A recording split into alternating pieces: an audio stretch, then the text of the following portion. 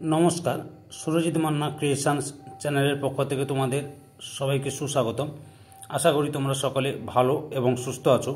আমি তোমাদের জন্য এই ভিডিওটিতে তুলে ধরছি 2025 সালের ক্লাস 6 তথা ষষ্ঠ শ্রেণীর ছাত্রছাত্রীদের জন্য রায় ও মার্টিন প্রশ্ন বিচিত্রা থেকে ফার্স্ট সামেটিভ ইভ্যালুয়েশন তথা প্রথম পর্যায়ক্রমিক মূল্যায়নের জন্য পরিবেশ ও বিজ্ঞান বিষয় থেকে এক সেট প্রশ্নপত্রের সম্পূর্ণ সমাধান করছি। তার আগে তোমাদের কাছে অনুরোধ, তোমরা ভিডিওটি না টেনে পুরোটা দেখো। ভিডিওটি কেমন লাগলো কমেন্ট করে জানিও, ভিডিওটিতে লাইক দাও এবং শেয়ার করো। আলোচনা শুরু করছি। 10 নম্বর model set Nabadwip Hindu school HS এবং প্রফুল্লনগর বিদ্যা মন্দির এইচএস, এই দুটি স্কুলের প্রশ্নপত্রের সেটটি আলোচনা করছি। একের দাগে সঠিক উত্তরটি নির্বাচন করো যে কোনো আটটি। 1 নম্বর, প্রদত্ত যে পতঙ্গটিতে কোকুন থেকে সিল্ক উৎপন্ন হয় তা হলো অপশান ডিতে রেশম মত। 2 নম্বরে ইস্ট হলো এক প্রকার, অপশান বিতে ছত্রাক। 3 নম্বরে কোনটি রাসায়নিক পরিবর্তন নয়, অপশান সিতে প্ল্যাটিনাম তারকে বুনসেন শিখায় ধরলে উজ্জ্বল আলো নির্গত হওয়া। 4 নম্বরে ইউরিয়া সার মাটিতে কিসের অভাব পূরণ করে, অপশান সিতে নাইট্রোজেন। 5 নম্বরে নির্দিষ্ট সময়ে পরে পরে যে ঘটনা পুনরায় ঘটে তাকে বলে, অপশান এতে পর্যায়বৃত্ত ঘটনা। 6 নম্বরে ব্যাঙ বা পাখি ফসলের পক্ষে ক্ষতিকারক পোকামাকড় খেয়ে নেয়, এটি কোন ঘটনার উদাহরণ, অপশান এতে প্রাকৃতিক ঘটনা। 7 নম্বরে প্রদত্ত কোন সম্পর্কটি মিথজীবী সম্পর্ক, অপশান ডিতে সবকটি। এখানে গো বা গরু, পিঁপড়ে, চাপ পোকা, গন্ডার শালিক।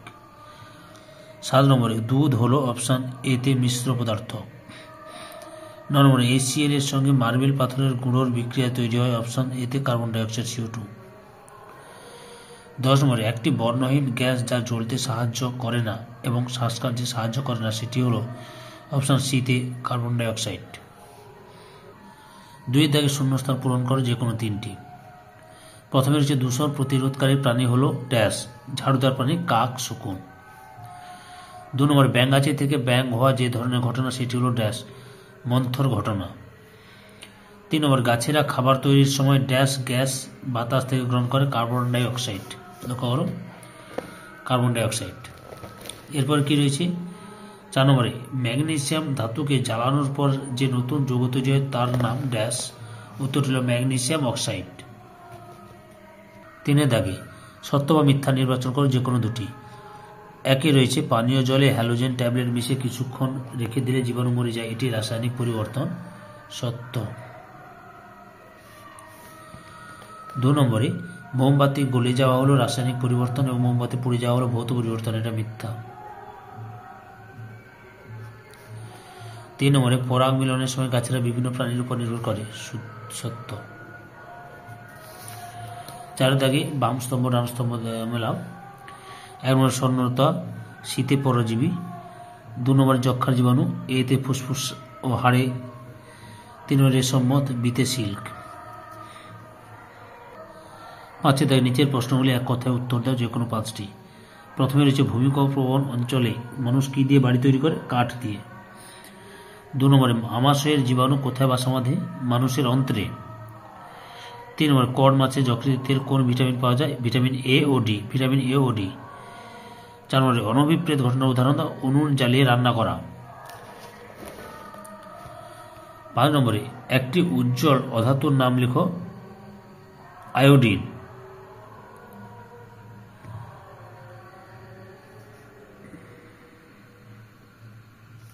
ধাতু ও অধাতুর মধ্যে পার্থক্য লেখো। লক্ষ্য করো, ধাতু এবং অধাতুর মধ্যে পার্থক্য, মোট 10টি পার্থক্য তোমাদের সামনে তুলে ধরলাম, ভালো করে দেখে নিও। 7 নম্বরে একটি অধাতুর নাম লেখো যা ব্যাটারিতে ব্যবহার করা হয়, গ্রাফাইট। 6 দাগে নিচের প্রশ্নগুলির উত্তর দাও যে কোনো 5টি। 1 নম্বর প্রাণীরা খাদ্যের জন্য কিভাবে গাছের উপর নির্ভরশীল। এখানে মানুষই লিখেছে তো এখানে প্রাণী লিখে দেবে, এখান থেকে শুরু করবে। শাকসবজি ফল প্রভৃতি উদ্ভিদের উপর নির্ভর করতে হয়, এতটা পর্যন্ত লিখবে। পরের প্রশ্ন, রেল লাইনে 2টি লাইনের জোড়ের মুখে ফাঁকা রাখা হয় কেন। রেল লাইনে কার বা কংক্রিটের স্লিপারে, এখান থেকে শুরু করবে।